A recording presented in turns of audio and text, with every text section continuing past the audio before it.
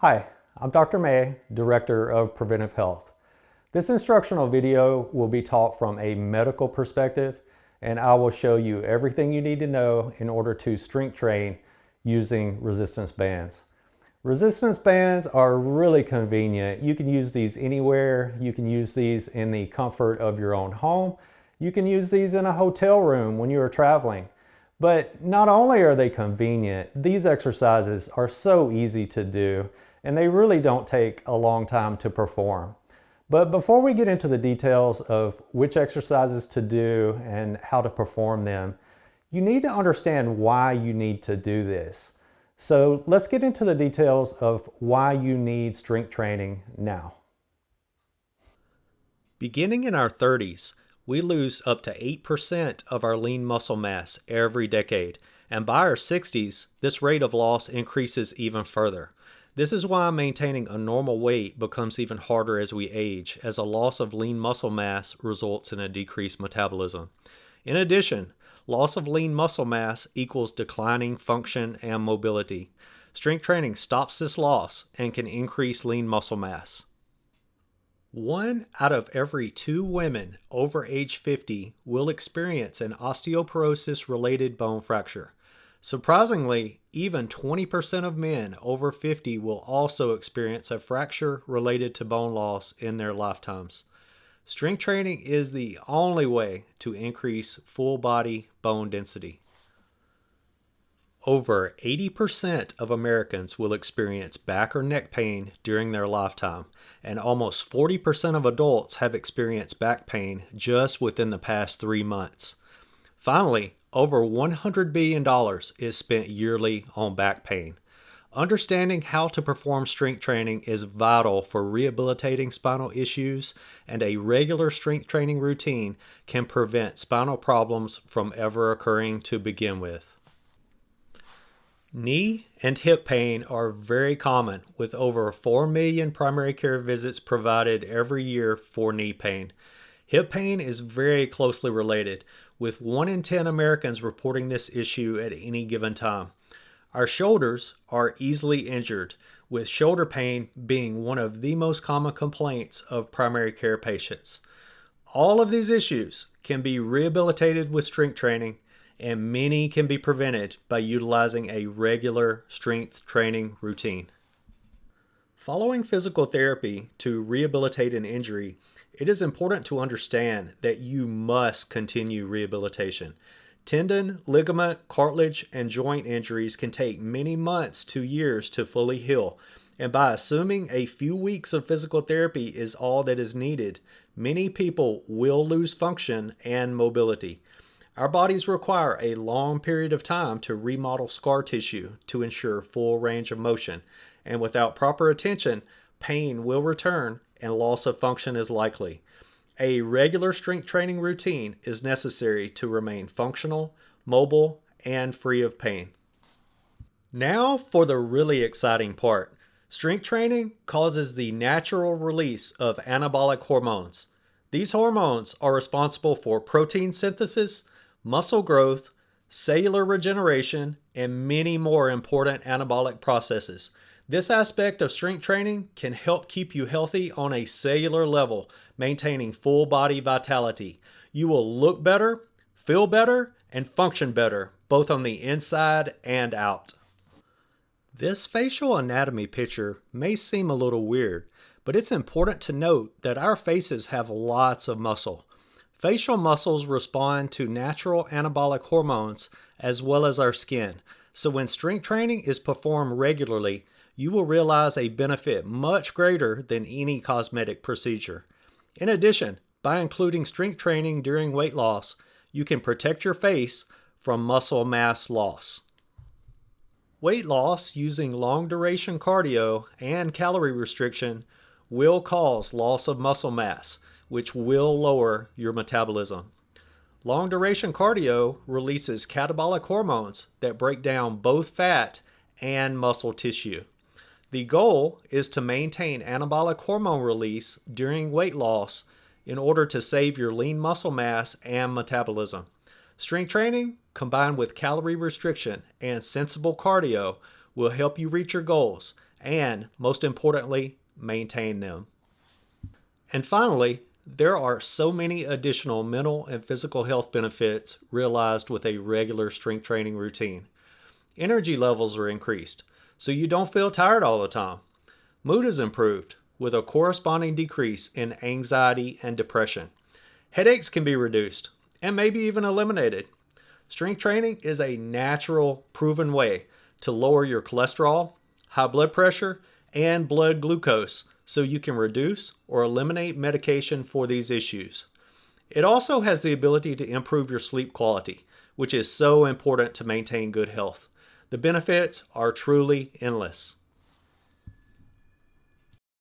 Let's get into the definitions of strength training and movement against resistance now.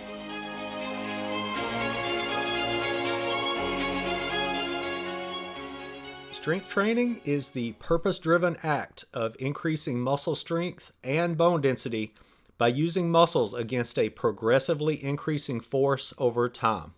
A relatively high amount of resistance is required to accomplish this goal. Movement against resistance is a repetitive movement against low resistance to increase muscular endurance. This activity will not increase bone density, and strength gains are much lower as compared to strength training. Movement against resistance usually involves 12 to 30 repetitions or more. Movement against resistance is considered safe since low amounts of resistance are involved, and muscular endurance is a benefit. However, movement against resistance produces only low strength gains and does not affect bone density.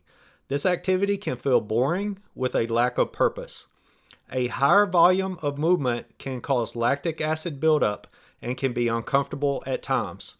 Professional bodybuilders do use movement against resistance in addition to strength training to increase vascularity in muscles, as that is a benefit in competition. Strength training provides optimal muscle strength and increased bone density. This is purpose-driven exercise that provides anabolic benefits which can help rehabilitate injuries and contribute to optimal health. Strength training is a lower volume activity which is time efficient. Since a higher amount of resistance is involved with strength training, there are perceived safety risks. However, these risks can be minimized with an adequate warm-up.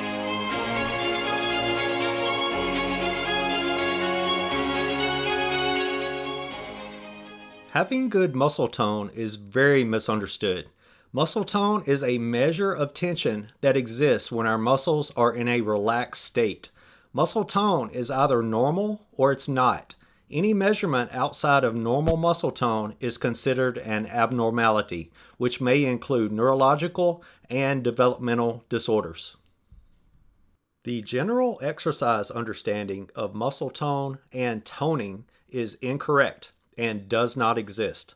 Muscle shape and appearance are solely dependent on having a low level of body fat and a significant amount of muscle mass. Exercise to increase muscle tone is a myth. Strength training is by far the best exercise for optimal muscle shape, body shape, and overall appearance.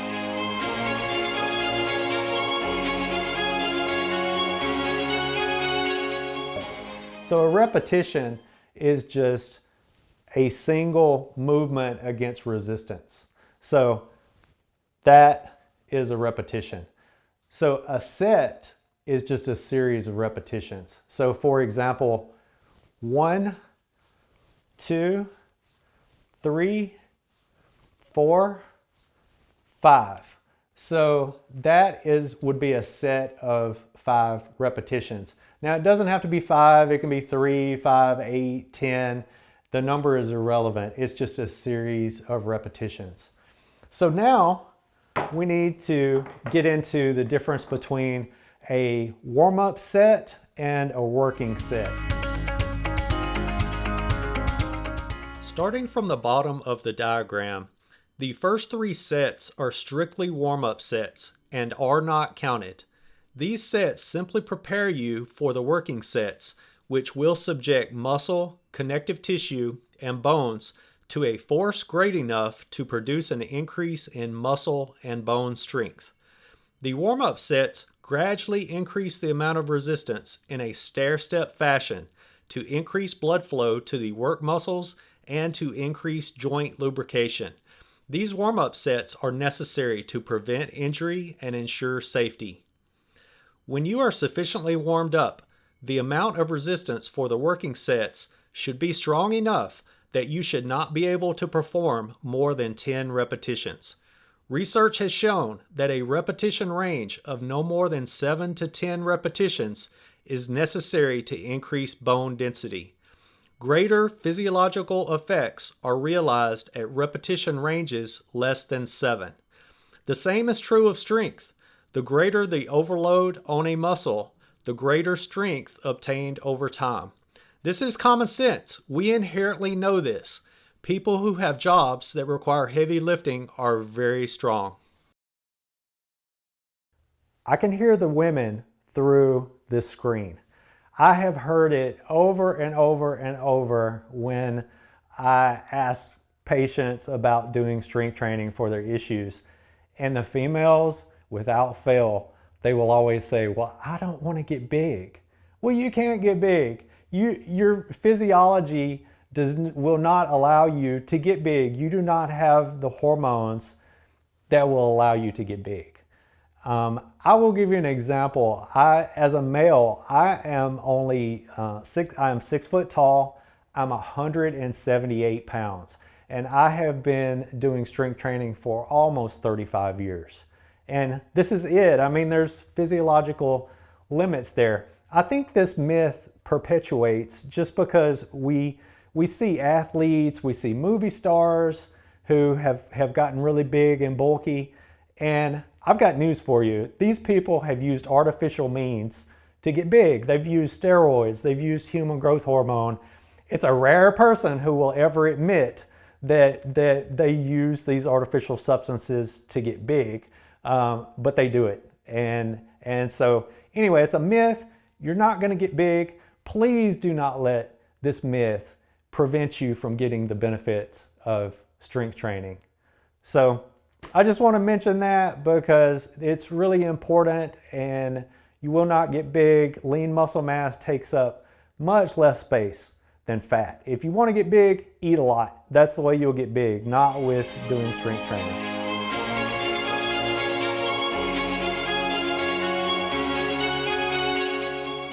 So we learned how to use the warm-up sets in order to prepare you for the working sets that will have the physiological impact.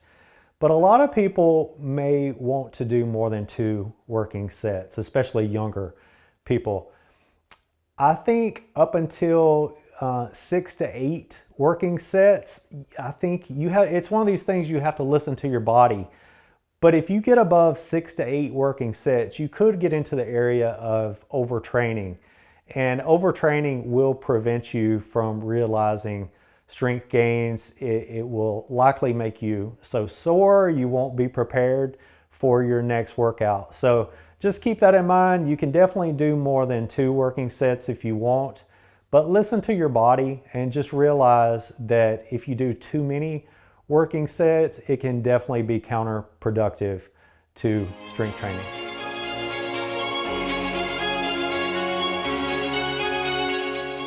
I want to discuss a little more terminology of what a compound exercise is. And a lot of you guys may already know this, but a compound exercise works multiple muscle groups.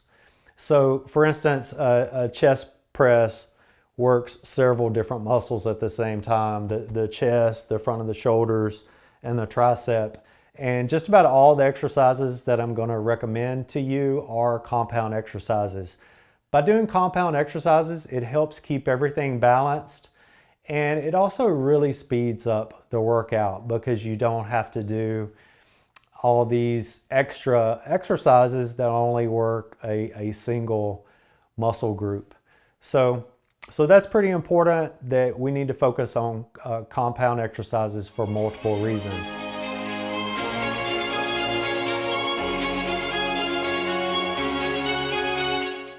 I want want to give a general overview for the upper body exercises and why these are the ones that you need to do. So the first compound exercise that we do for the upper body is the chest press. And it's a compound exercise that utilizes all of the push muscles on the front side of the body. The second main compound exercise that we do is the exact opposite movement, and it is the row. And it works all of the pull muscles on the back side of your body. So it keeps everything balanced, keeps you in good posture. The third major compound exercise is the shoulder press. And it works the deltoid muscles of the shoulder. It works your rotator cuff and keeps it healthy. That surrounds the joint, and it also hits the triceps again. So you're hitting the triceps twice because you've already hit those with the chest exercise. And that reminds me, I want to touch on something. This is why you don't need to do arms separately. There is zero reason to do arms separately. Your triceps get hit significantly when you are doing the chest press, when you are doing the overhead press. Anytime you extend your arm, you're working the tricep. And going further, the tricep gets exposed to a much greater amount of resistance when it's working together with the chest and the front of the shoulders. It is helping to push a much greater amount of weight. Whereas if you work the tricep individually, usually an individual tricep exercise is more of like an arm extension exercise. Well, you can't do near as much weight, near as much resistance doing an isolation exercise. Plus, it just adds another exercise that you don't need to do because it's already gotten hit. You've already hit it with chest. You've already hit it with the shoulder. There is zero reason to work it alone. And the exact same thing is true for your bicep and for your forearm. They get hit significantly when you are doing the pull exercises because it really hits the forearm and the bicep. And also when we do some of the leg exercises, when we do the deadlift, once again, your arms will get hit again when we're doing even a lower body exercise. So there's zero reason to work those individually. And I know a lot of people like to do arm exercises individually. If you want to do those, you can do them, but make sure you do these first. Like these exercises are your base exercises, and you really don't need to do arms. I haven't worked arms in probably 20 years, and my arms are fairly big nevertheless. So the fourth main exercise, and this is the only one that could be considered more of an isolation exercise, and this specifically works your traps. And the only reason why I think it's important to work these traps separately is because these are really protective for your cervical spine. The traps run all the way up to your occiput, and it has attachments all the way up the cervical spine. So it's really protective for your neck. And so I feel like it's important enough that this is the fourth and only isolation exercise that is needed for the upper body. I'll give you an example of why you need to do this one. I've had so many patients and they always ask me about pillows. Like, what kind of pillow do you recommend? Well, it's almost never the pillow. It's usually a person has really low muscle strength in their neck and they don't have any protection for the spine. And they're never going to find the right pillow because it's just, when you sleep, it just ends up put some pressure on your spine. And if you have this trap muscle strong, then it protects the spine and you don't have that pressure on your neck. So this one is really, really important. So that concludes the overview for the 4 exercises for the upper body. So let's get into the individual exercises now.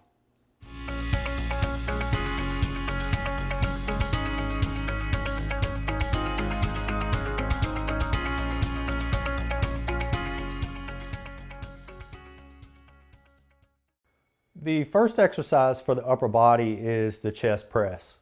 And the chest press is just the motion of pushing away from your body.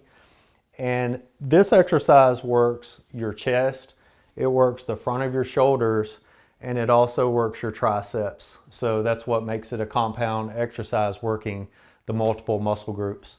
So if you'll notice where I have the door anchor position on this one, I've got it at the very top of the door.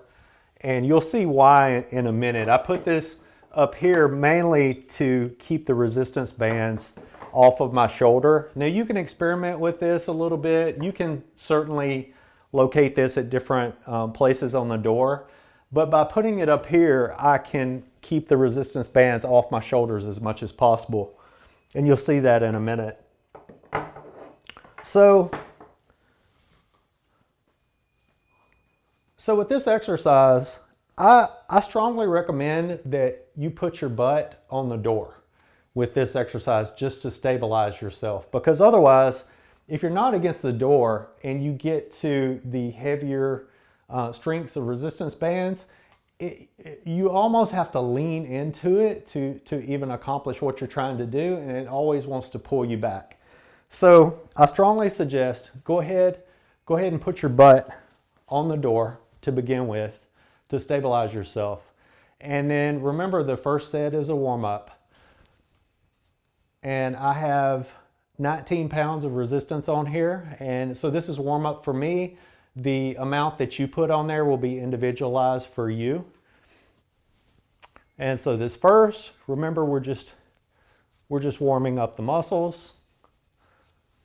We're warming up the joints. And you just do a handful of these. And then you move on to a little bit higher resistance. So I moved up from 19 pounds of resistance to 23, and this is the second warm-up set. And my butt is against the door. Crouch down just a little bit to stabilize myself. And remember, this one's uncounted also. You're still just warming up. And so just do a handful of these, uncounted. You just listen to your body, listen to what your shoulder's feeling like, what your elbow feels like. Just do a handful and then move on to the next higher amount of resistance. Okay, I moved up from 23 to 30 pounds of resistance. And so this is the final warm-up set. And remember, in this warm-up set, you will be assessing and trying to figure out how much you can put on here to do no more than 8 to 10. So we're going to go ahead, get positioned against the door. And remember, this is uncounted. You're just still warming up. Although this is a significantly more greater amount of resistance.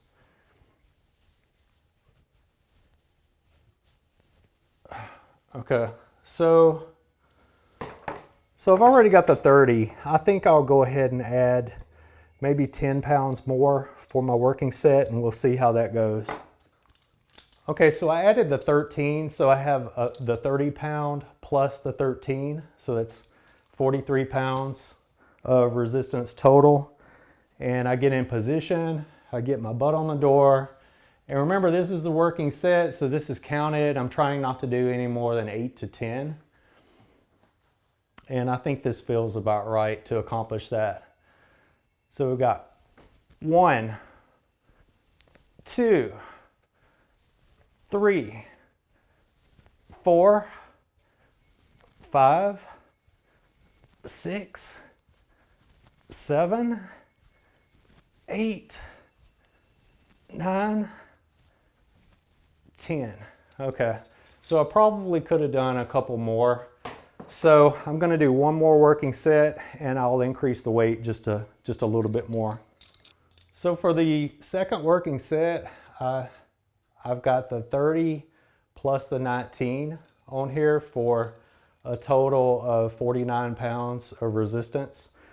So I shouldn't be able to do this more than 8 to 10. I'd really like to keep it below 8, but we'll see how this goes. And once again, get your butt against the door to stabilize yourself, lean forward just a little bit. And we got 1, 2, 3, 4, 5, 6, 7, 8,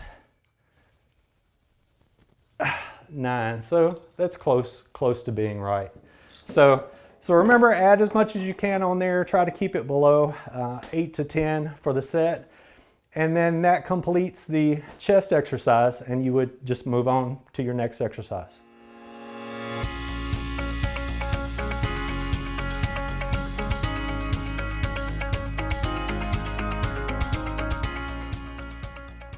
The row is the exact opposite of the chest press. So with the row, we're pulling toward us. And the row works multiple muscle groups in the back. It works your lats, the rhomboids in the middle, and it works the base of your traps, as well as working your biceps and your forearms also. So it's just another great compound exercise that works multiple muscle groups.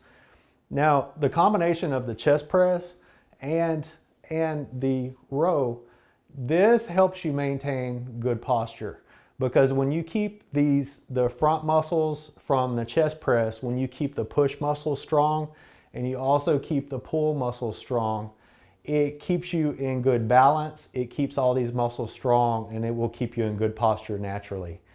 Now, you'll notice where I have the door anchor for the row, and I've got it about midway down the door. You can position this close to being even with your shoulders.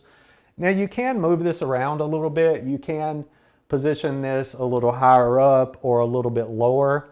You still hit the same muscle groups, you just hit them in a little different way if you move this around. But for all practical purposes, you can just keep it in the same spot about midway up the door. So we're going to do this in the exact same way. I'm going to start off, this is my first warm-up set. This is 13 pounds of resistance. So remember, the first one is uncounted. Uncounted, we're just going to do a few of these. Feel those back muscles getting warmed up. The biceps and the forearms, you'll feel it there also. Just do a handful and then go ahead and move on up to a little bit greater resistance. Okay, so this is the second warm-up set. This is 19 pounds of resistance. We jumped up from 13 to 19. And remember, with these warm-up sets, you're just listening to your body, see how your joints feel, in addition to making sure that these muscle groups are warmed up. And with this one, with this second warm-up set, uncounted, once again, you're just listening to your body, seeing how you feel, just making sure everything's getting warmed up. And you can just do a handful of these and just move on up to the third warm-up set. Okay, this is the third and final warm-up set. I moved from the 19 to the 23 pounds of resistance. So remember, this one, in addition to being your third warm-up set, remember you're assessing with this. You're like, okay, I'm doing 23 pounds of resistance here. What do I think will be an adequate amount of resistance where I can't do any more than 8 to 10? So, and once again, this is uncounted. You're just listening to your body. If you feel significantly warmed up, you can go ahead and go to the next. If you feel like you need a little more warm up, go ahead and do a few more. So once again, you're listening to your body. You just want to make sure you're just preparing yourself for the working set. Okay, so this is the first working set, and so this is the one that we have prepared for. And I moved up to 30 pounds of resistance. And the goal is to not do this any more than 8 to 10 times. So now with this one, you're really going to have to get in position because the resistance band, since it's a greater amount, it's going to want to pull me toward the door. So with this one, you want to bend your knees, you want to lean back a little bit, and then 1, 2, 3, 4, 5, 6, 7, 8, 9, 10. Okay, so I probably could have done even a couple more. So if you're in a hurry, remember, if you're in a hurry, just let that be it, and then move on to the next exercise or whatever else you need to do. Because I feel like I didn't hit that sufficiently, I'm going to increase the resistance a little more and do a second working set. Okay, so this is the final working set. I moved up from the 30 to the 40. This may be a little too much, I'm not sure. What I suggest that you do is keep track, like keep a journal and write down the amounts of resistance that you're able to do. And it will also give you confidence as you get stronger also, because you'll see those numbers increasing. But I suggest, at least for the first few months when you do this, try to write everything down just to help you remember where you're at. And then you won't have to guess as much when you're going through this. Say if you did, like I did 30 before, had I been able to do 30, 9 times, then I would write that down, 30 pounds of resistance 9 times. The next time I would try to increase that a little bit. I might go up to like 33 pounds and see, continually try to get stronger with this. So this is the final working set.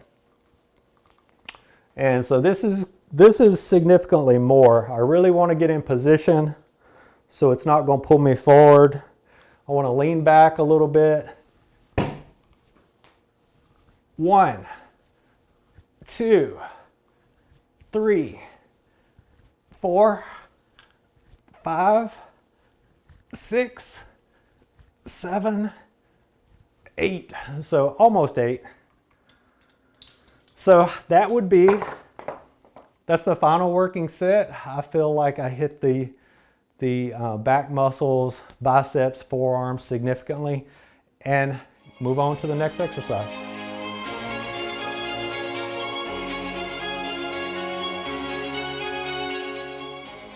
Okay, so if you want to speed up your workouts, go ahead and thread through several resistance bands through here. I've already done that. I've got 4 different resistance bands threaded through.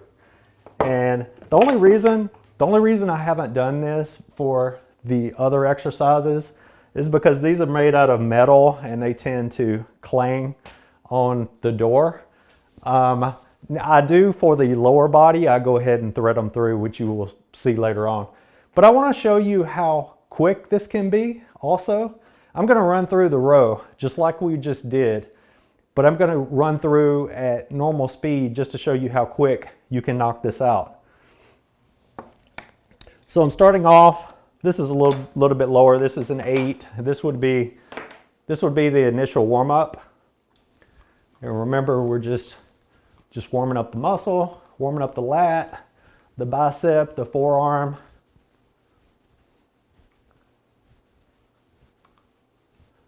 And you just do a few of those, move right into the next. I'm going to keep this real time so you can see how quick this can go.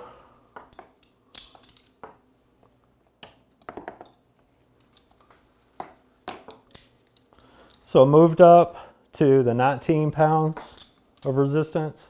This is the second warm-up set.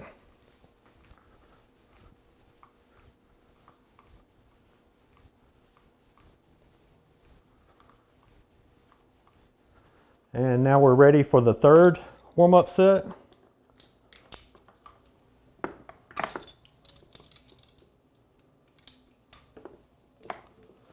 And so I'm moving up to 23 pounds of resistance.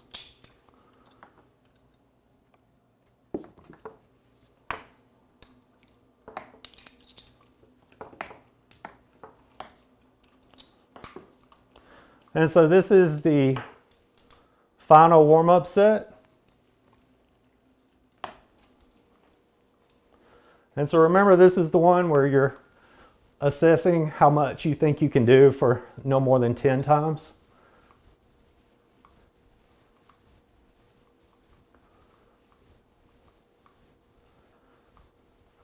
Okay, so I feel significantly warmed up at this point. I'm going to move up to the first working set, and I already have the 30 on here, so I'm going to move up to the 30 pounds of resistance.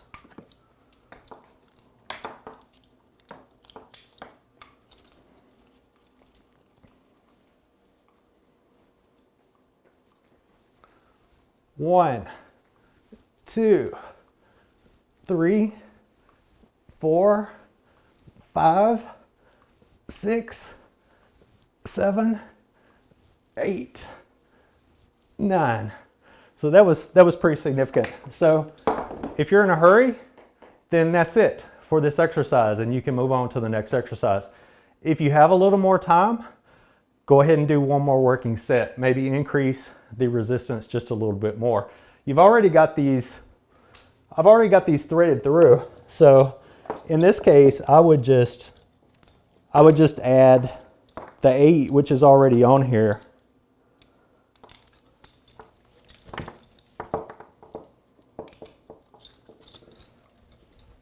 And I'll do one more just for demonstration purposes.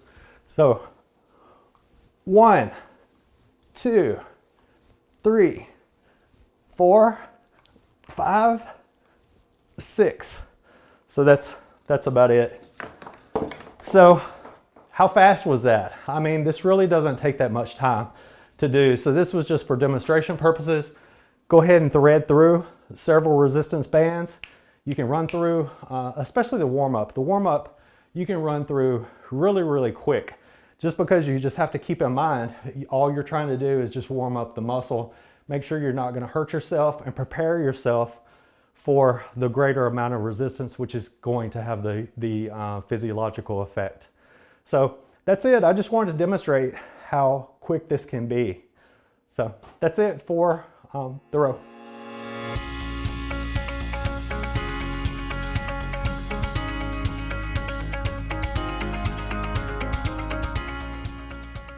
The shoulder press works the deltoid muscles of the shoulder on the outside. It works the rotator cuff tendons and muscles on the inside that surround the joint. And this exercise also works your triceps, so it's a great compound exercise. Now, the shoulder press is just vitally important for shoulder health. As you get older, especially a lot of older adults, they can have degenerative issues with the shoulder and rotator cuff tendons and muscles. And this exercise is a great way to keep all of it healthy. It keeps the blood flow to the area and it can keep your shoulders strong and healthy as you grow older. But even teenagers have issues with their shoulders. Over the course of my life, I have had 2 major shoulder injuries. One, I was really stupid. I was younger and I arm wrestled this kid.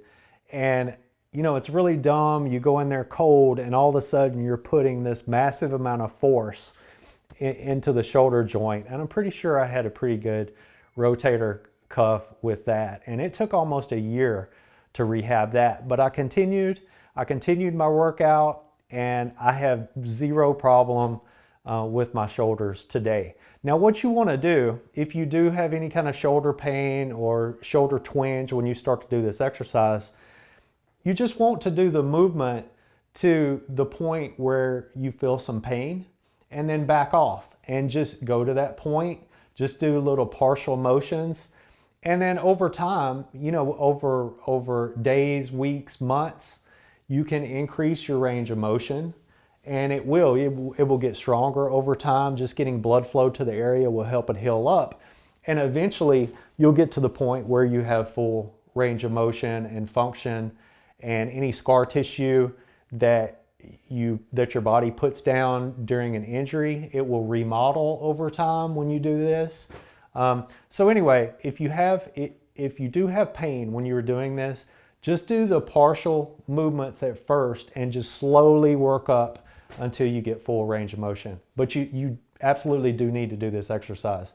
If you have learned if you have gone through rehab and you've been to physical therapy and you've learned isolation exercises for the shoulder, do those also. Absolutely do those. But do those after this. Try this first and then add those at the end of your workout. So you'll notice where I have the door anchor on the door. There's a reason for this. If the door anchor is higher up, you may not have enough resistance on the band at the starting position. If you move it much lower, there may be too much resistance.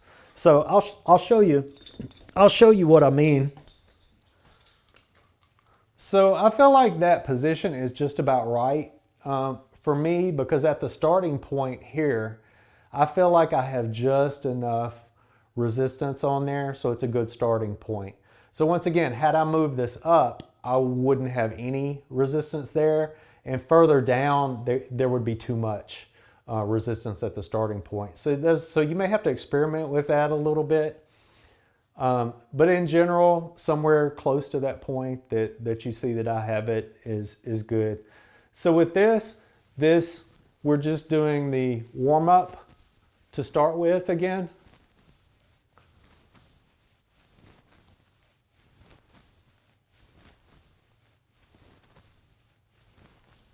And so you just do a handful of those and move on to the next amount of resistance. So I moved up from 5 pounds of resistance to 8 pounds of resistance. So this is the second warm-up set.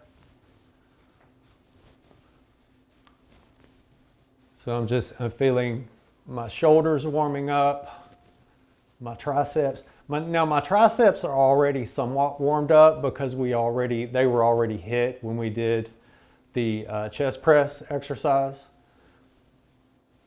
But I really want to listen to my shoulders, see how they feel. And then move on to the third and final warm-up set. And I moved up to 13 pounds of resistance with this one. And remember, with this one, we're just assessing the amount of resistance and trying to figure out what I can do for no more than 8 to 10 repetitions.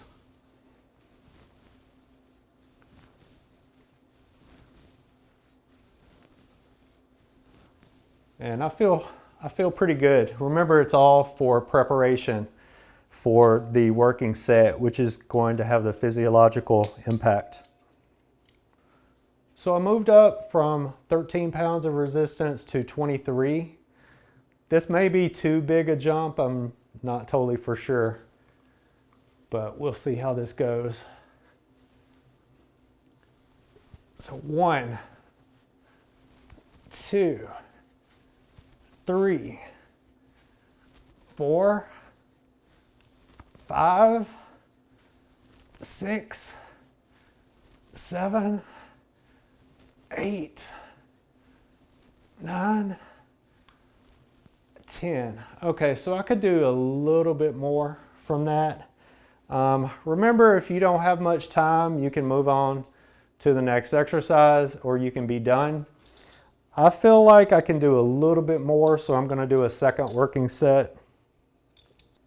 I moved up from the 23 to 30 pounds of resistance, so this should be fairly challenging.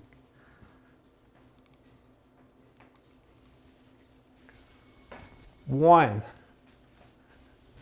2, 3, 4, 5, 6, 7, 8. So that's about right. And that would be the final working set. That would be the end of the shoulder press, and you can move on to the next exercise.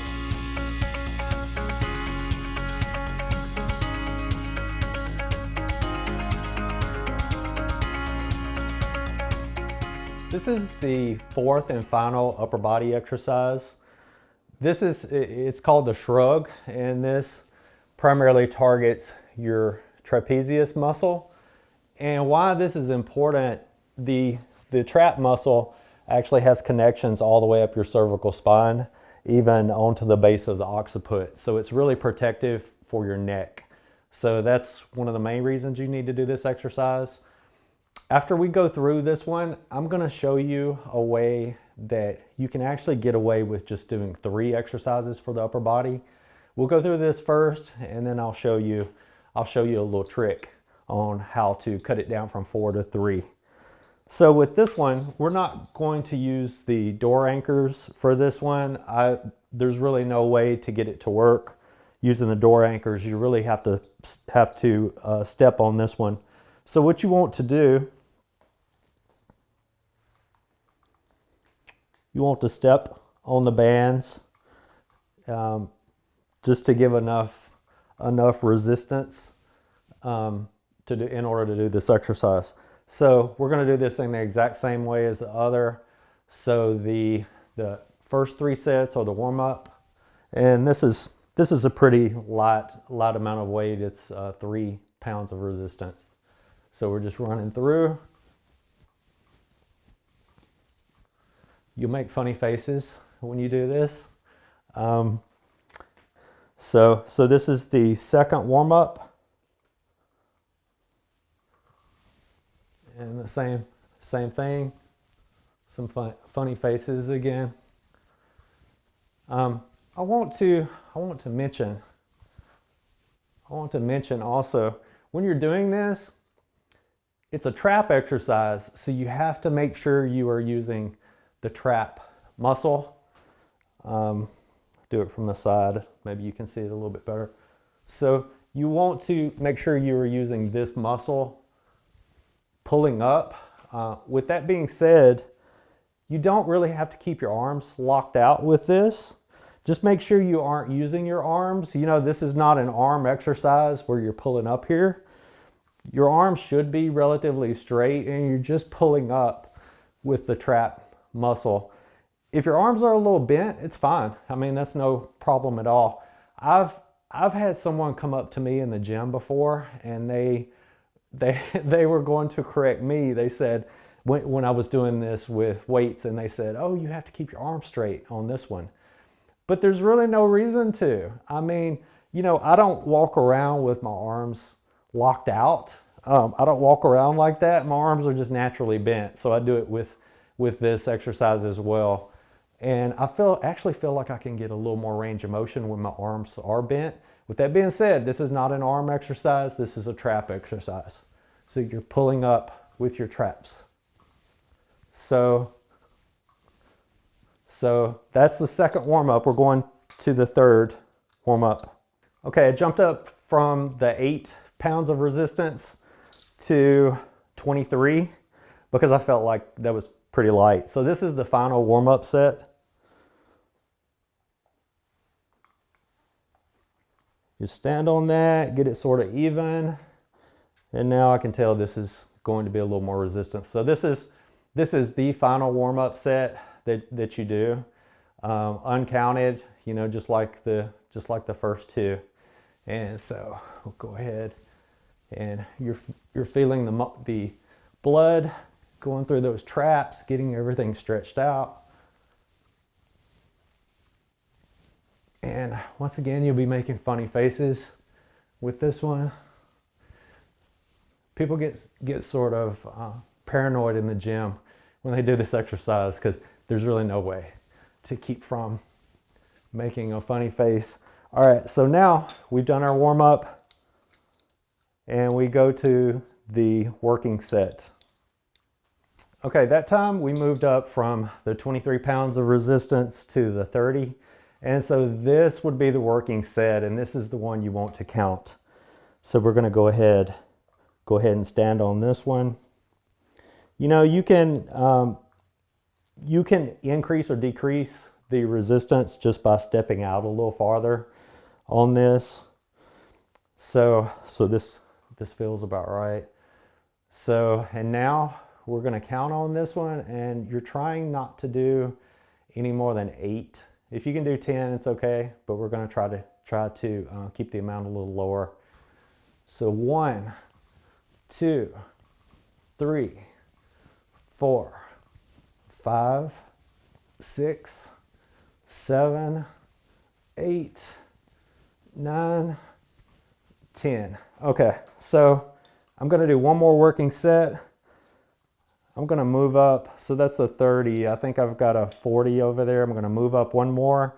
And you should do the same at home. If when you're stair stepping up the resistance, if you get to that working set, you feel like you could do a little bit more, go ahead and do a second working set if you have time to do that.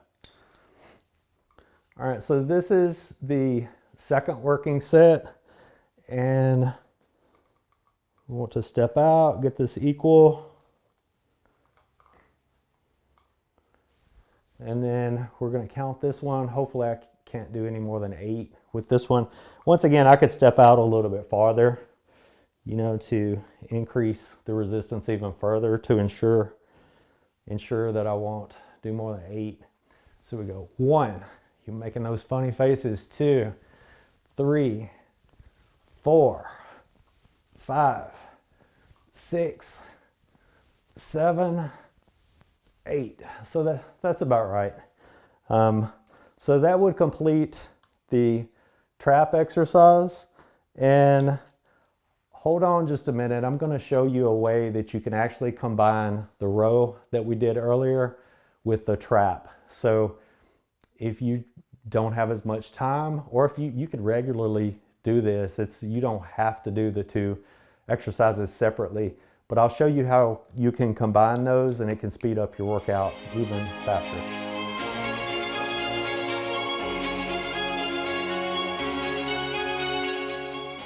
So I promised you guys an easy way to combine the row with the trap exercise. It's pretty easy. All you have to do, now personally, I will say before we go into that, I personally like to work them separately. I like to do the row horizontally. It's the exact opposite of what I did with the chest press. So I get that good balance. So personally, I like to work the trap exercise as that 4th exercise. However, this exercise will allow you to combine those 2 somewhat, and it can actually speed your workout up if you're time limited. So this one's pretty easy. We just put the door anchor at the bottom of the door, and I've already got several threaded through here just to make this quicker. And so we do this in the exact same way as the others. The first 3 are warm-up sets. So with this one, you want to have your knees bent. And so this one, you are just pulling. You are just pulling towards you. You want your weight sort of on your back side. So to stabilize you, because the cables want to pull you forward. So warm up. This is uncounted. We just want to feel, I should be feeling the blood flow in my lats, which these are your lats right here on the side, and also the traps up here that we went through during the shrug exercise. So I'll do a few more of these uncounted. You just want to feel that blood flow. Okay, so I moved up from the 19 to the 23 pounds of resistance. Same thing, this is the second warm-up set, uncounted. You move back, have your knees a little bit bent, and then your weight is on your back side. You just pull towards you. You're feeling the blood flow. It's uncounted. It really doesn't matter how many times you do this one. And then we move on to the third warm-up. So this is the third and final warm-up. We moved up from 23 pounds of resistance to 30. Now remember, all of this will be individualized to you. You will just have to figure out over time the amounts that work for you. This is still not counted. Get in position, pull the weight towards you.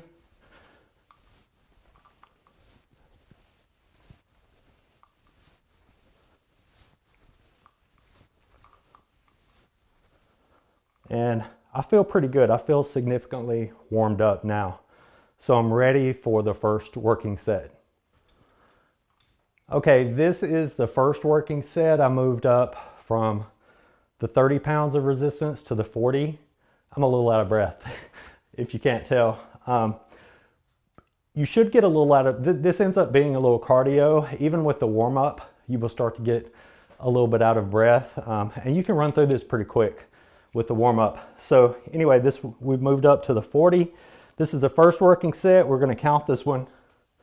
So we step back, get into position, and you wanna really get into position on this one. You wanna have your legs bent, you wanna have the weight on the back side, because this is gonna be a pretty significant amount to pull. So 1, 2, 3, 4, 5, 6, 7, 8. I might have been able to do 9 there, but that was a pretty good working set. So once you get there, you can make the decision if you have more time, you know, can I do one more working set? Maybe you need to add a little more resistance on there. We'll go ahead and do one more real quick. I feel like I can make a little more impact with one more working set. So it's already here. Now you can, between the warm up and the working sets, you can take a break. You don't want to take a break so long that you lose your warm up. But sometimes they've even proven through research, sometimes if you take a longer amount of time in between the sets, it has an even greater physiological impact, because it's almost like a shock. I think your body gets used, when you do it pretty quick, your body gets used to the movements. But when you take a longer pause, it's almost like a new shock that the body is going through. So if you want to take, you know, a couple of minutes, you know, in between, if you want to create that greater physiological impact, you can do that. Just don't lose the warm up that you have done, because the main thing with this, you do not want to hurt yourself. So we're going to do the final working set now. I'm going to get into position. And once again, you know, you can move a little farther back if you want to increase resistance on this. But you better have your weight lean back, because this gets significantly harder to do. So we go 1, 2, 3, 4, 5, 6, and that's about it. And you see with that one, I just moved back just a little bit more just to increase the resistance. So that concludes that. Once again, that's the alternative. This exercise, it's still a row.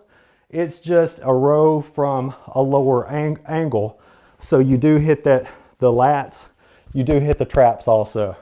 And both of those are really important for your back and neck strength. So it's up to you. Me personally, I like to separate them. I like to do the 4 exercises. But once again, if you want to speed this up, just do the 3. If you want to regularly do 3, there is absolutely nothing wrong with that. So that completes the upper body.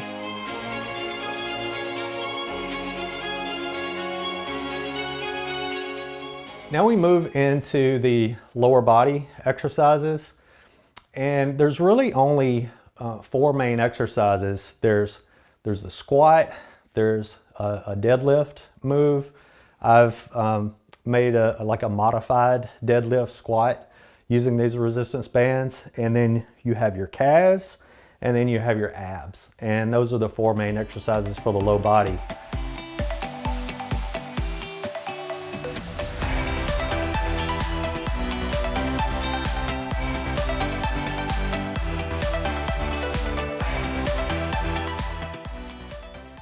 So the first exercise for the lower body is the squat. And I have not found a good way to using resistance bands in order to perform this exercise. I think this, in order to be safe and to make sure your knees are okay, I think this has to be done with body weight. And I want to give you a few reasons why. Now, if you look around on the internet, there are ways to use the resistance bands and do a squat.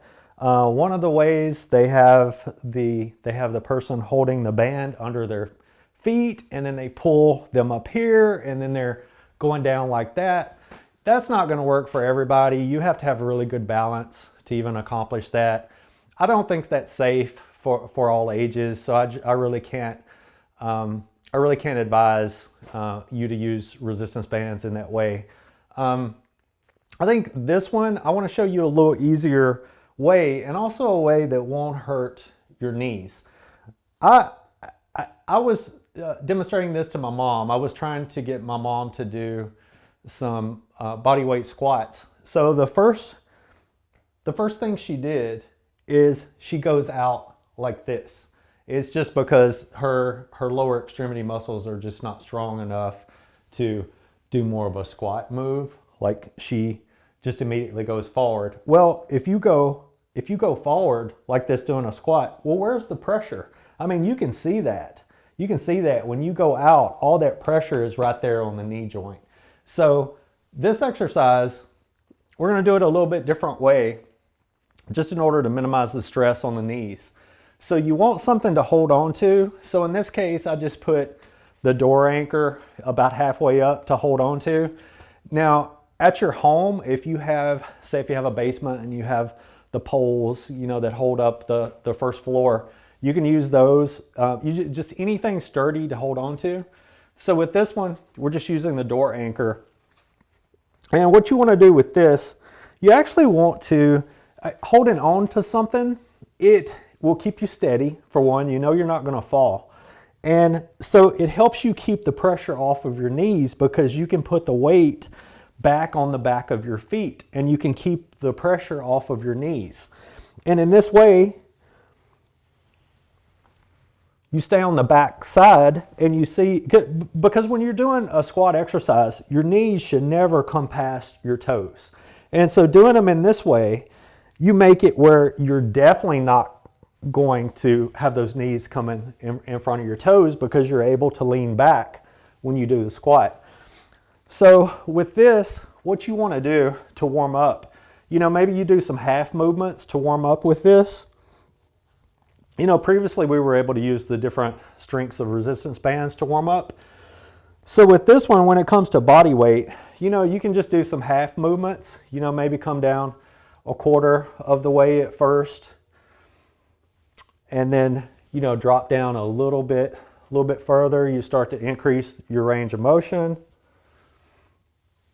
And you can do this pretty quick, from the start to the finish. I mean, if you're totally cold with this, you probably, and especially if you have knee problems, you probably do want to be a little more careful.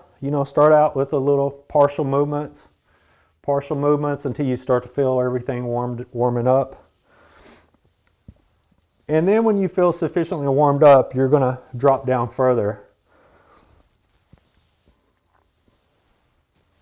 All right, so I'm starting to feel good and warmed up at this point. Okay, so when you're sufficiently warmed up, you may give it 10, 20 seconds, and just to catch your breath after the warm up. And then you can go right into your working sets with this. So I would suggest just doing a couple of working sets. And with this, you're just going down to until your legs are around horizontal with the floor. Depending on your age, I mean, if you're younger, I mean, some of the younger kids can come further down. But if you have knee problems, maybe, you don't have to even come down to parallel to the ground. You could keep it at partial movements if you do have some knee problems, And then as you get more experience with the exercise, you can gradually try to increase your range of motion. And in that way, you can rehabilitate your knees. So just because you have knee problems, it doesn't mean you can't do this, because you absolutely can. Just use partial movements in order to increase your range of motion over time. So when you're ready for the working set, you're really just going down. You may do a 5 count up and a 5 count down. So we go 1, 2, 3, 4, 5. 1, 2, 3, 4, 5. 1, 2, 3, 4, 5. 1, 2, 3, 4, 5. You'll start to feel this pretty quick. And the slower you go, the more intense it will be. So maybe the first working set, maybe you take it 3 to 5 seconds, for going down, 3 to 5 seconds going down, 3 to 5 seconds going up. If you do a second working set, take it to 10 seconds. And you will really feel this at that point. So 1, 2, 3, 4, 5, 6, 7, 8, 9, 10. And you stay there for a second. 1, 2, 3, 4, 5, 6, 7, 8, 9, 10. 1, 2, 3, 4, 5, 6, 7, 8, 9, 10. 1, 2, 3, 4, 5, 6, 7, 8, 9, 10. So this one's pretty intense. And this one, when you just start out with this, you probably just want to do one working set. You will end up being sore. Your leg muscles will. And so in this way, this is more time-based versus increasing resistance band strength. You can get some significant stress on these muscles and on the bone just by decreasing the speed that you perform the exercise. And I've got a couple of alternative exercises that I will show that you can do instead of these bodyweight squats. And they're pretty neat. Say one day you do the bodyweight squat, the next day maybe you do one of these alternative exercises that I'm going to show you. So that's it for the bodyweight squat.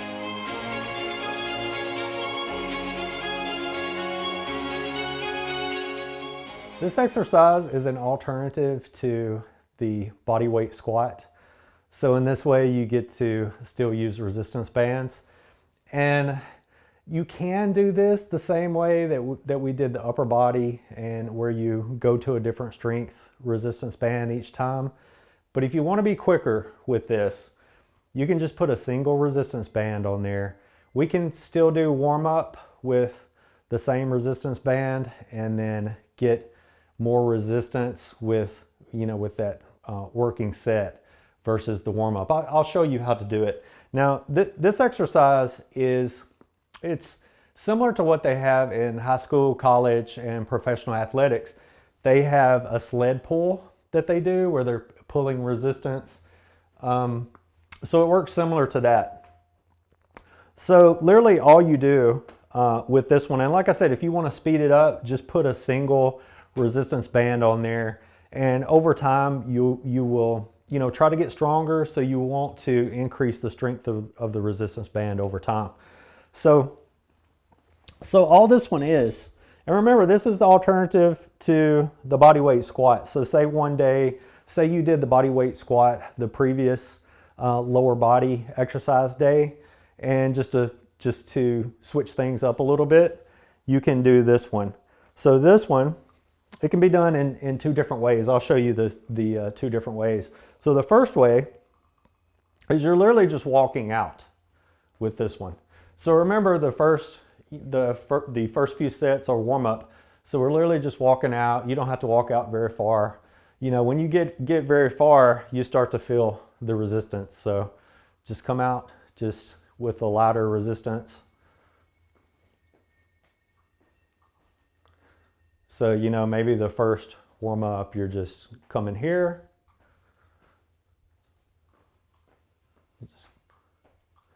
And then So for the second warm up, you would come out just a little bit farther, just a little bit more resistance there. So we're just warming everything up. You should feel the blood flow through the lower extremity muscles. Now this exercise will hit just about everything down below. I'm talking from the foot muscles to your calves, to the front of your legs, and the back, the hamstrings in the back also, and also your glutes in the back. So this will literally hit everything. And it's just a little variation, you know, instead of the body weight squat. So this is the third warm-up set. And so for the third warm-up, you're gonna walk out just a little farther there. So third warm-up, we're out to about here. Do a few of these. And listen to your body. You know, warm up, that's all you're doing. Listen to your body, making sure everything feels okay, making sure everything's sufficiently warmed up. You should feel that blood flow, you know, going through increasing through your legs, your butt, your feet, your calves. And then when you feel like you're sufficiently warmed up with that, you get to the final working set. And this is where you want to increase the resistance, so you want to walk out just a little farther. So you're literally just walking out, walking out, walking out. And there's going to be some significant resistance at the end. I mean, you literally won't be able to walk much further. So that was 1, 2, 3,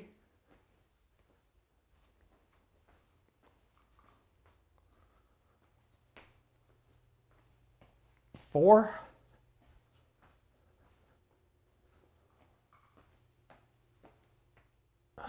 5,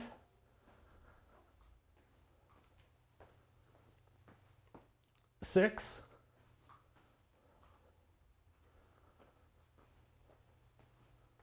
7, and 8.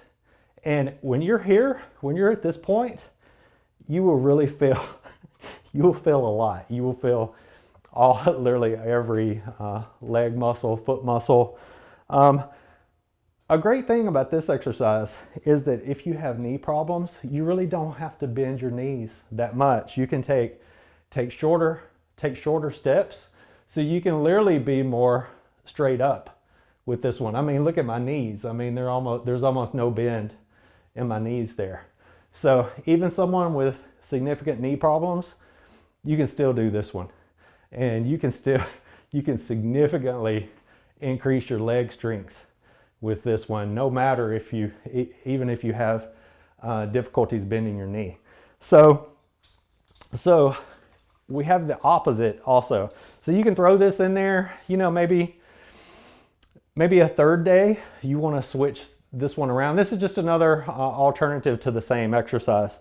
So instead of going forward with this one, we're going to move backwards, and it'll hit things just a little bit different. It'll hit all of the lower extremity muscles and your feet just a little bit different. Now, a lot of people have issues in their feet, such as plantar fasciitis, and I mean, there are all kinds of issues that people have with their feet. And so this exercise is great for strengthening your feet. So exact same way as the other. Remember the warm-up? We've got the single. This one goes pretty quick because it's just a single resistance band. You really don't have to go changing, just because the further you walk out, you increase the resistance with this. So you don't have to constantly change the resistance bands. So anyway, with this one, same as the other one, you know, first warm-up set, you don't come back that far. You know, still just warming up.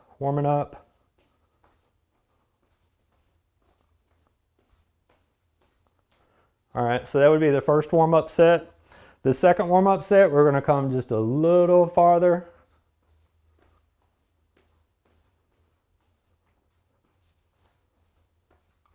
And you will actually warm up pretty quick with this. And of course, we already just did the other exercise the opposite direction, so of course I'm already warmed up. but this is just for demonstration purposes. So that would be the second warm-up. Third warm-up, maybe rest for just a second, you know, maybe 10, 15 seconds. You can go right into the third warm-up and come out just a little bit farther. And you should really feel that blood flow through your legs, your calves, your glutes, your feet. And then when you feel like you're sufficiently warmed up,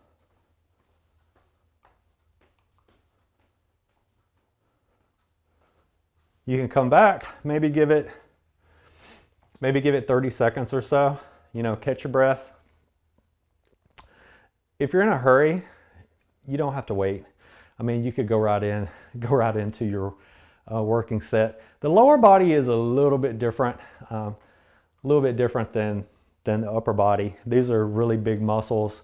They'll take the air out of you. This is good cardio also. So with this one, we're our final working set. And so remember, this is a distance thing with this. So you're gonna come out a little bit farther. And this is why you want to buy some good quality. So that was 1, 2, 3,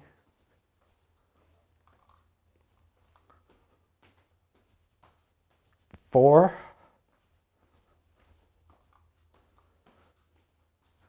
5. When you get to this point sometime, you can pause there for just a second and hold it.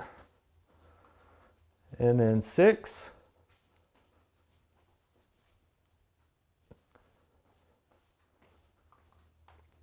And then 7. And then we'll do one more.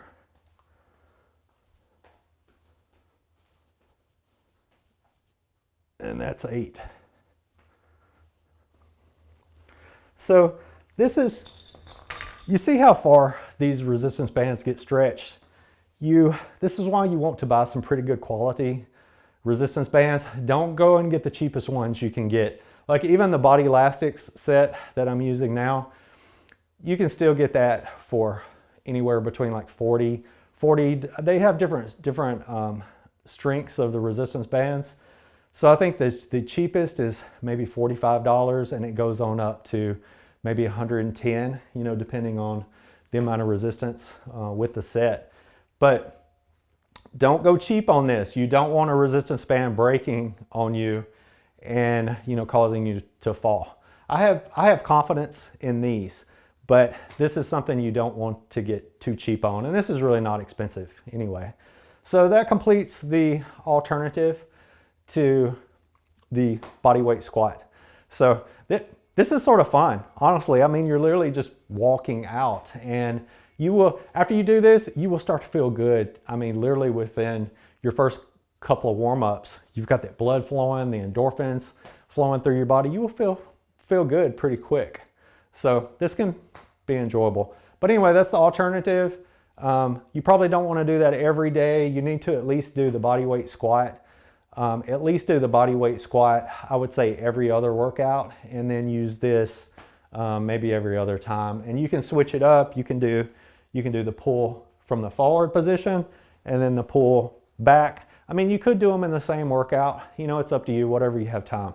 All of this is time-based. You can run through it really quick if you need to.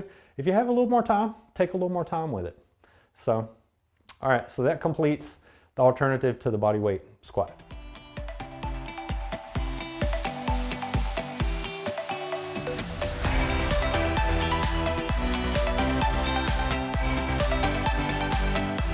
This is the second major exercise you're going to do for the lower body. This is a compound exercise, and it's called the deadlift. And it works all of your leg muscles, it works your glutes, and most importantly, it works your low back. And so any of you guys who have low back pain, I've had back issues in the past myself. I had a herniated disc when I was 26 years old. It took it about a year to heal up. Once I started doing this exercise, I really don't have any issues with it any longer.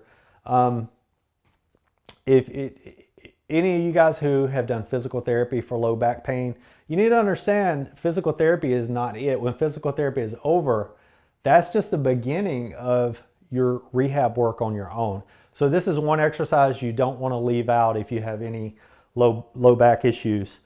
So this one's really not too difficult to do. I've already threaded several resistance bands through just to make this quicker. And so with this one, we're going to do this one in the same way that we've done all the other exercises. You're going to move back until there's some significant resistance on the band. And with this one, you want to pick a point on the wall, maybe 4 or 5 feet up the wall. So I'm going to be looking around the level of that door anchor there, because you want to keep your head up with this one. And with this one, all that you do, you let the resistance bands, now your knees are bent initially. Your knees are bent. You want your weight sort of on the back side, and you want to let the resistance band pull you forward, and you're looking up at that point on the wall to keep your back straight, and then you literally just stand up. You stand up, maybe extend back just a little bit. So you're just forward, and then you stand up, and you will really feel your leg muscles and that low back doing this exercise. Now with this exercise, make sure you're not way back here. You're just literally standing up, maybe extending just a little bit. Before we go further, if you already have low back issues and this irritates your low back, don't just not do this. You need to do this. You just need to tweak the way you do it. So, you could get in position. I mean, you're standing straight up. Being in this position should not hurt your back a whole lot, if at all. And then, you can do partial movements until you can go further. So if you have low back issues, maybe you can only go to there before it causes significant pain. Well, just go to there. Just go to there. You can still get some significant low back strengthening just doing a partial move in that manner. So you still need to do this. Don't be afraid. Do not be afraid of this. If you can only do that far, if you can only do that move, that is okay. That is certainly okay to do. You will still get that strengthening in your low back just going that far. And then over time, once you get used to it, try to go down just a little farther. Over time, it may take you 3 or 4 months, but maybe in a few months, maybe you can literally make that low back pain go away just by getting the blood flow in there, strengthening those muscles back there. And eventually maybe you can do the full range of motion. I'll give you one hint with this also. When you do get pulled down, you probably don't want to get back too far to where it could, pull you forward and lose balance. You want to just come back just far enough that when you do get pulled forward, that there's not much resistance left when you're pulled forward. So there's not much there pulling me forward. And then you just have the resistance when you're pulling back. So in that way, you won't get pulled forward too far and lose your balance. Because if I'm back here and it's pulling me forward, I can easily lose my balance that way. So you'll learn over time, once you get experience with this exercise, just go far enough that when you end up forward, there's not much resistance there. It's not enough that's going to pull me forward. And then you're just literally standing up. So with the warm up, you're literally over and then you're up. And you should feel your low back muscles warming up. You should feel the tension on your low back muscles. You should really feel your legs. You should really feel your glutes. And we're just going to go over a few times. Just feel everything getting warmed up. And remember, just make sure you're looking at that point on the wall just to keep your back straight. Now, with this exercise, you want to make sure you're not you're not like this. They call that rounding the back. If you ever get to where you're looking at the floor, you don't want to get in that position because it puts your back in a compromised position. So that's why you pick out that spot on the door that you want to look up. And so we'll do this warm up a few times.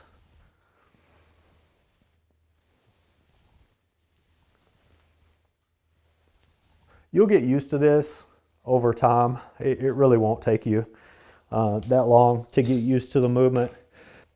This is the second warm-up set. A little bit more resistance on here. And we move back. We have some resistance there. And then we let it pull us forward. You're looking on that spot on the wall. And then you just stand up. Stand up, extend your back just a little. Don't hyperextend, just stand up. And so this is the second warm-up set. And so you should feel your legs, your butt, your lower back.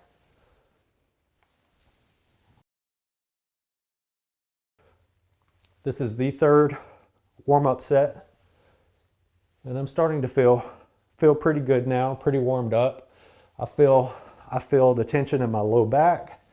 I feel my leg muscles. I feel my feet having to stabilize me.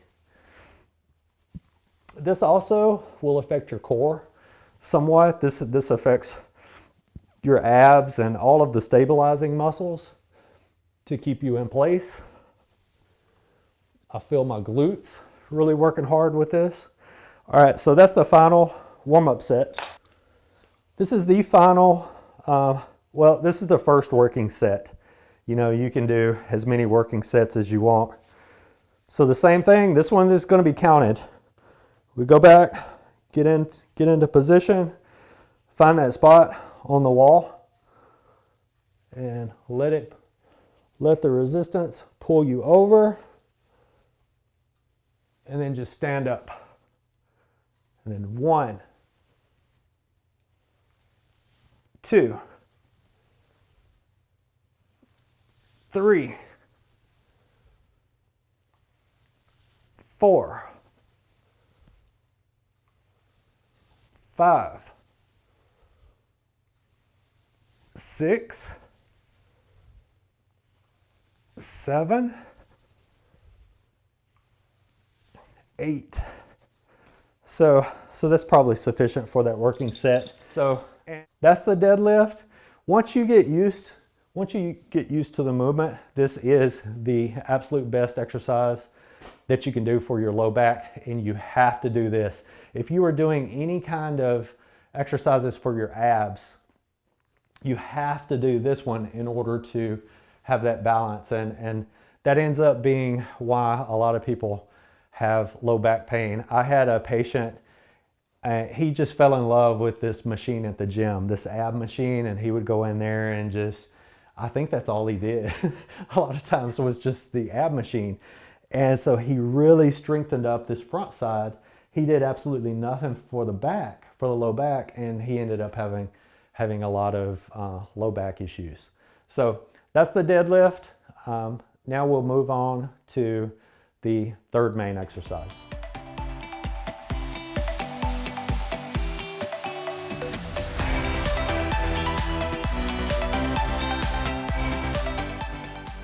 The third exercise for your lower body is the calf raise. Now the calf raise, technically it's another compound exercise. It works the two muscles that make up your calves, and it also works your foot muscles. And I've had patients ask me, you know, is a calf raise necessary if I run or dance or do other exercise that hits these muscles?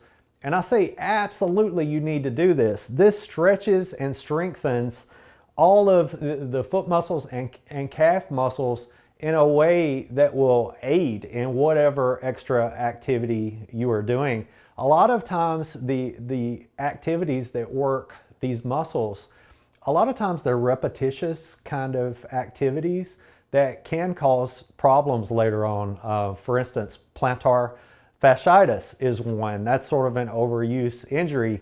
And with this, if you do this calf muscle, it really stretches out the muscles and tendons of the foot. So you absolutely need to do this one no matter what else you are doing, because there's nothing else that will strengthen and stretch and get the blood flow into all these areas like this exercise will. Your first warm-up can be just without the bands at all. Your first warm-up, just go up on your toes, you know, uncounted. You're just doing a few of these just to get the blood flow to these muscles, get them loosened up, get the ankle joint lubricated. So just the body weight, that's our first, we'll count that as the first warm-up. Second warm-up, you want to move out from the wall a little bit, and then the same thing, you're just going up on your toes, and there will be a little resistance with this. Your weight is forward because you've got the resistance bands pulling you back. And so the resistance bands are providing a little extra force to go up on my toes against. So we do a few of these. You can warm up pretty quick with this. I'm already feeling it pretty significantly in my feet, in my calves. So that's the second warm up. So we'll move on up to the third. So we step out. This is the third and final warm up set. Going up on our toes. Yeah, I definitely feel that a little bit more with the increased resistance. So once again, this is sort of a balance thing. You will have to keep your weight to the front to keep from getting pulled back. But it's really nice. You've got something to hold on to. You keep that weight forward. You've got something to hold on to in the back. So after you do this a few times, you'll actually be pretty stable with this. And remember, this one's uncounted. You're just sort of listening to your body. You know, how does everything feel? And all right, I feel sufficiently warmed up with that. So remember that final warm-up set, you're really assessing. Also, you know, you're thinking when you're doing that final warm-up, like, you know, how much greater resistance could you go up that you can't do this any more than 8 to 10 times or so. So this is the first working set. And so that's 1, 2, 3, 4, 5, 6, 7, 8, 9,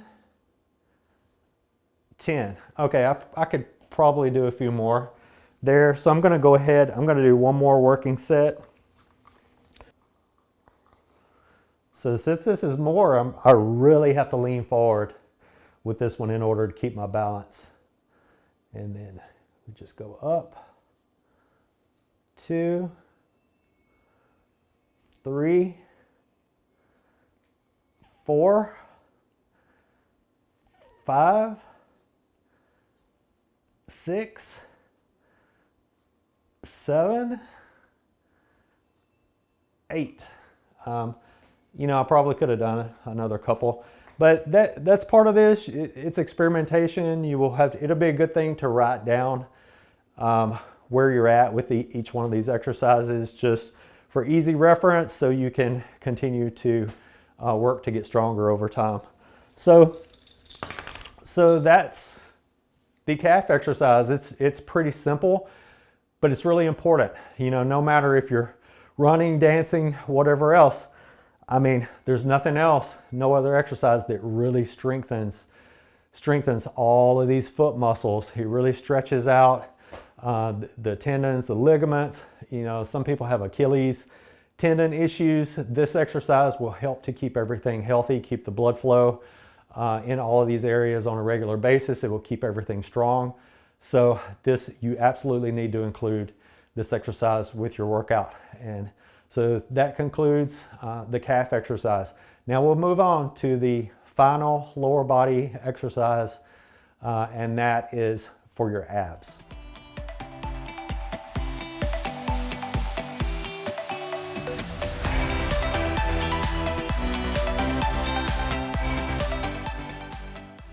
The fourth and final exercise for the lower body is for the abs. And you need to work abs against resistance, just as we have done with all the other exercises. Now, I know a lot of people do body weight exercises for the abs, and that's okay. But you know, when we use resistance for, especially when we did the extension with the deadlift move, we sort of need to counteract that with resistance on the front flexion side as well. With that being said, this is one of the harder exercises to do with the resistance bands, and I'll show you why. So with this, I have the door anchor at the very top of the door. You know, it could be on the side as well. But here, because I have this piece of the wall sticking out, I need to put it like in the middle of the door in this case, so I can get against the door to brace myself. So there's a couple of different ways to do this that will allow you to use resistance bands. So one, if you want to hold on to handles, you will almost what we're going to do, we're going to get our butt against the door, just like we did with the chest press for the upper body exercise. Your butt's against the door, and with this one, what we're going to do, the problem is the bands want to rub on your shoulders. So one workaround for that is to literally extend your arms and keep them extended. You know, you're not moving your arms around while you're doing this, but your arms are extended and you literally just drop over.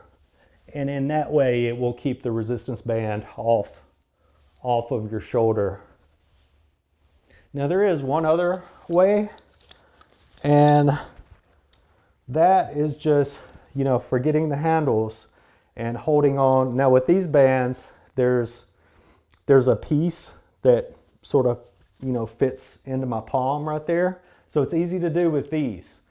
You may have to experiment with the resistance bands that you have if they're not this type. So with this one, you can literally put this on your shoulders and then go straight over in that way. So there's a couple of different ways. I mean, you'll have to experiment with this because this is one of the harder ones to make work when you're trying to use an increasing amount of resistance, which you do, because that's the definition of strength training, is trying to get stronger, and the abs are no different. You need an increasing amount of resistance with your abs. So for the first warm-up set, this is 13 pounds of resistance, and my butt is against the door, arms extended, and I'm just dropping straight down. And once again, this one is uncounted.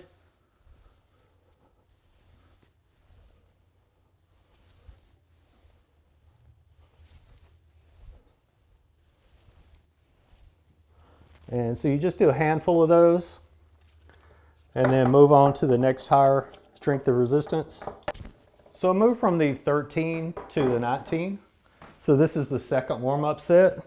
Remember, I get my butt against the door to brace myself. I'm extending my arms and just dropping straight forward. Just dropping straight down to the floor.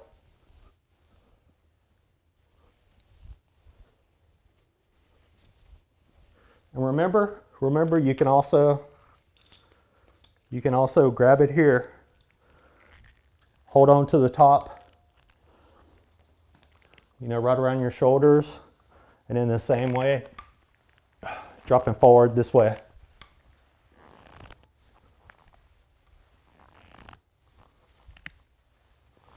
right, so that was the second warm-up set. So I moved up from the 19 pounds of resistance to 23. And so my butt's on the door. I'm gonna bend my knees. I'm gonna straighten my arms and just drop to the floor. And this is the third warm-up set.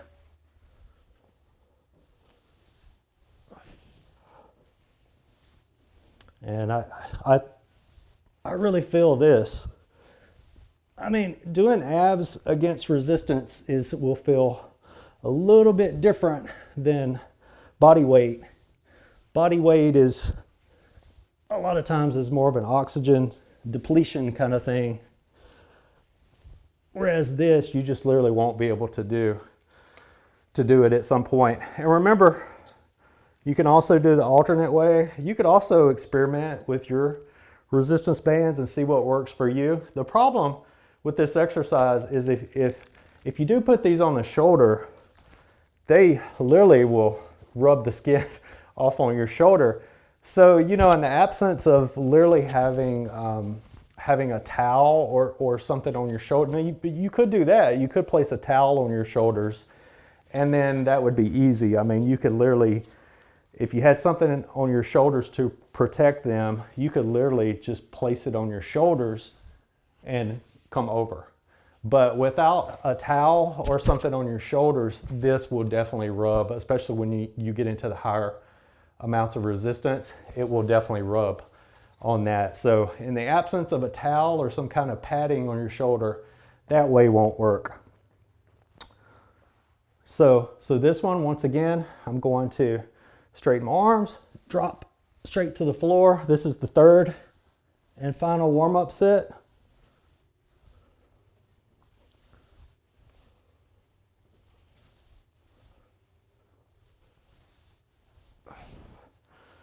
All right, and remember, as an alternative, we can grab it like this, right at the top of the shoulders.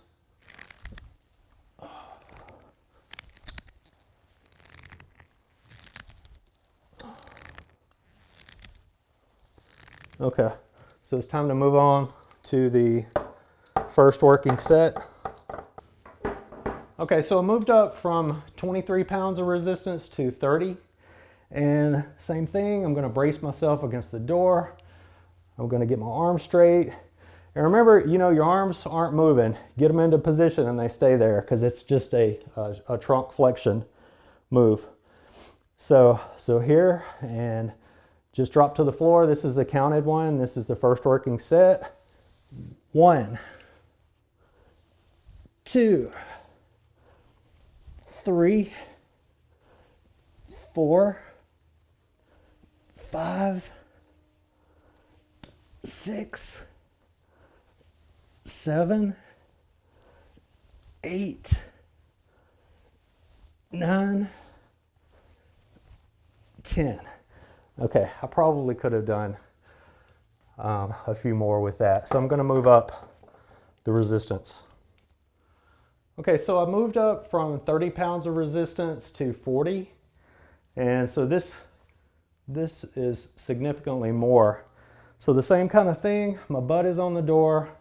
I'm going to extend my arms and drop straight over to the floor. So that's 1, 2, 3, 4, 5, 6, 7, 8, 9, and 10. That's about it.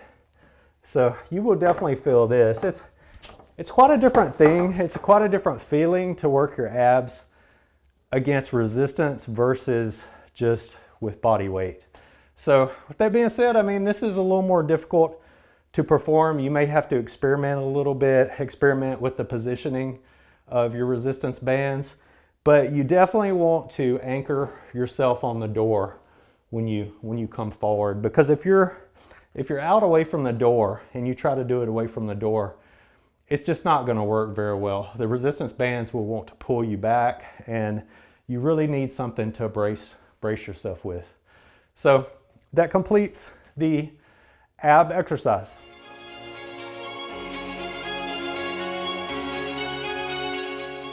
Be sure that you do not hold your breath when you're doing these exercises. Sometimes when you get to a higher level of resistance, sometimes it comes sort of natural to try to hold your breath when you're pushing against a greater amount of resistance, but don't do that. You need to breathe normal. Make sure you're not holding your breath.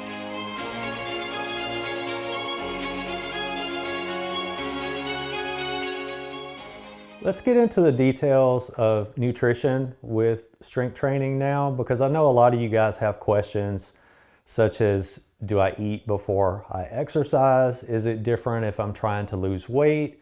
Do I need supplementation? There are a lot of questions, and I hope I can answer a lot of those for you now. Do not strength train on an empty stomach. Your body needs energy and nutrients to develop strength and bone density. This is no different even when trying to lose weight. There is no need for any supplements such as protein powder, creatinine, energy drinks, herbal supplements, or vitamins. Only nutrient-dense food provides all the building blocks necessary for cellular and systemic health. Be sure to follow your strength training routine with a nutrient-dense meal. This is necessary to increase strength, optimize bone density, and to build lean muscle to increase metabolism. Eating should always be based on activity level to maximize metabolism, ensuring a healthy weight. Following strength training, try to eat within 30 to 45 minutes if possible.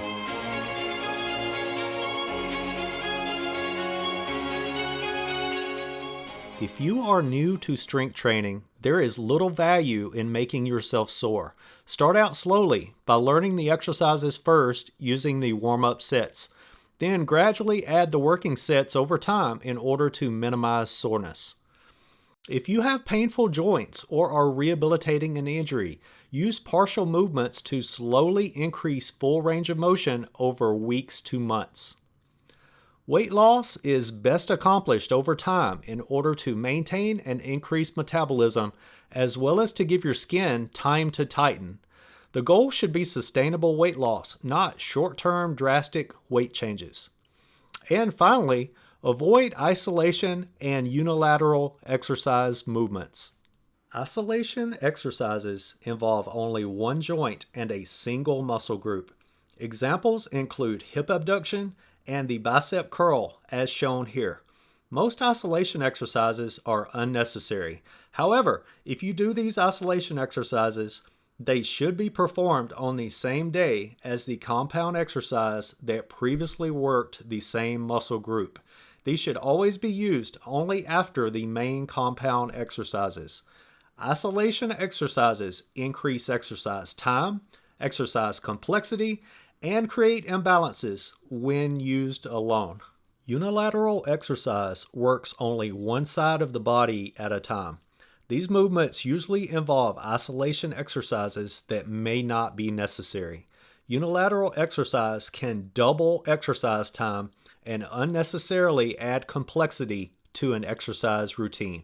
The use of compound exercises maximizes full body strength and balance, while also providing you with the most time-efficient strength training routine.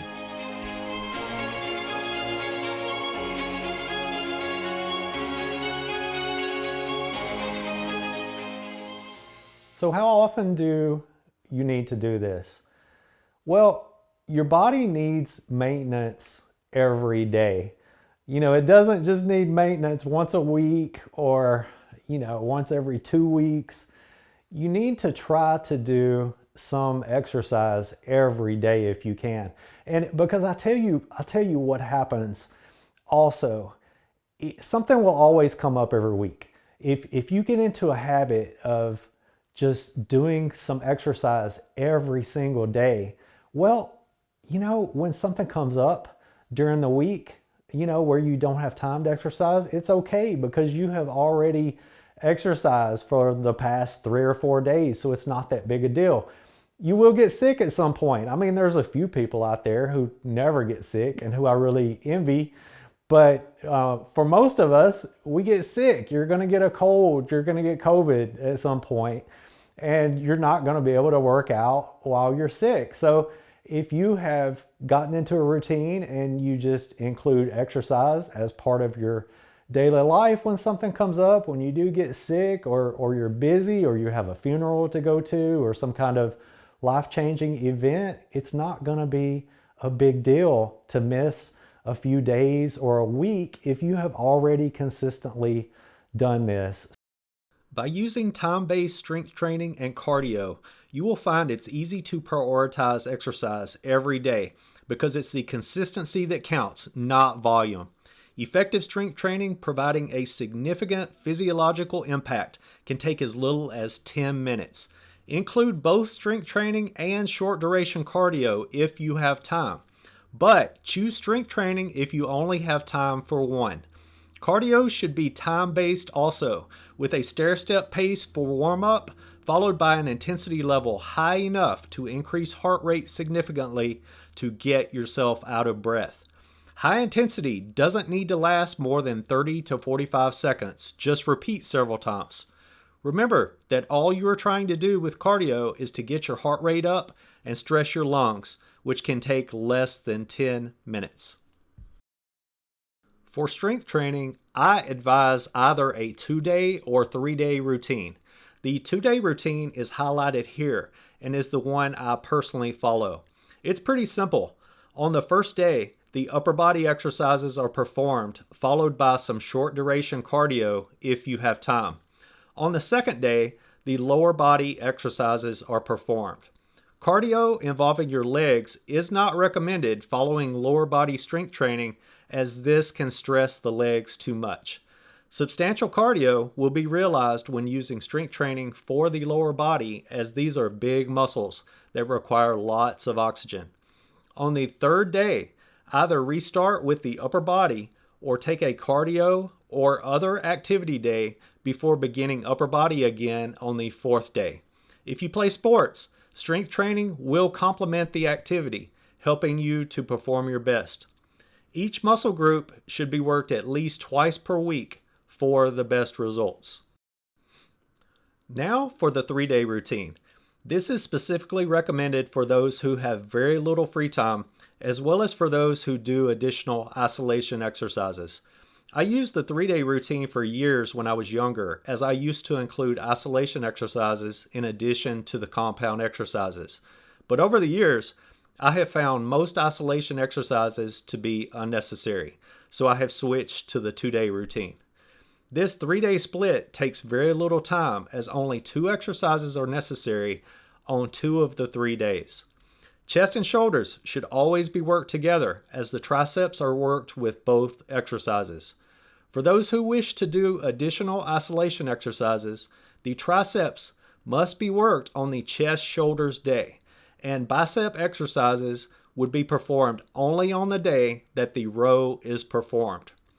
Short duration cardio can be performed after strength training on days when legs are not worked. On day 4, take a cardio or other activity day or restart back with day 1. But remember that each muscle group ideally needs strength training at least twice per week.